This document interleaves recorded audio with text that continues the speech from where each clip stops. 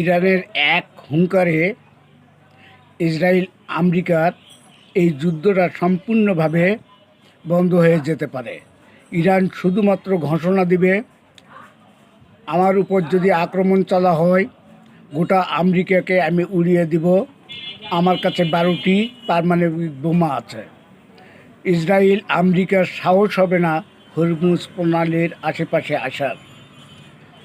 অতএব এরা 7 সমুদ্র 13 নদী পার হয়ে এসে এখানে জবরদস্তি দখল করবে, এটা মানিয়ে নেওয়ার মতো নয়।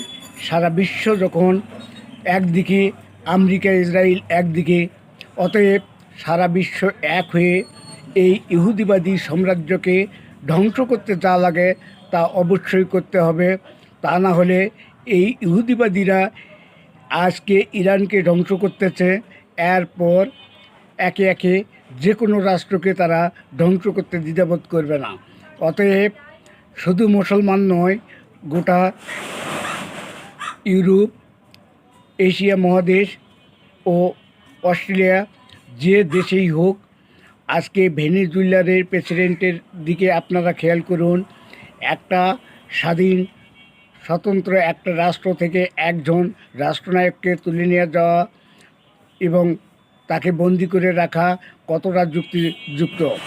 অতএব আপনারা এই বিষয়টি ভালো করে চিন্তা ভাবনা করে একজোট হন।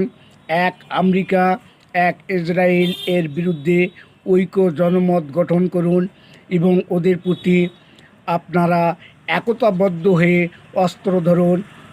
আমেরিকা ইসরায়েলকে ঘায়েল করতে যে পরিমাণ জবাব দিতে হয় আপনারা তার জবাব দিবেন।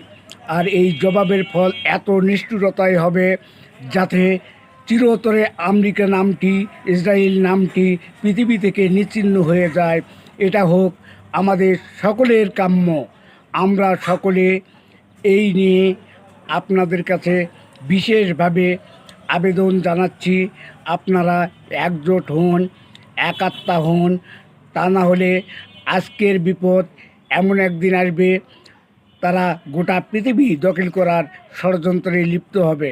অতএব এই ষড়যন্ত্র কখনোই তাদেরকে প্রসারিত করা দেওয়া যাবে না। এই ষড়যন্ত্র যদি প্রসারিত করা হয় একে একে গোটা পৃথিবীটা হুমকির মধ্যে পড়বে। অতএব এখনও সময় আছে, আপনারা বিষয়টি অত্যন্ত গুরুত্ব সহকারে বিবেচনার মধ্যে নেবেন। আসসালামু আলাইকুম।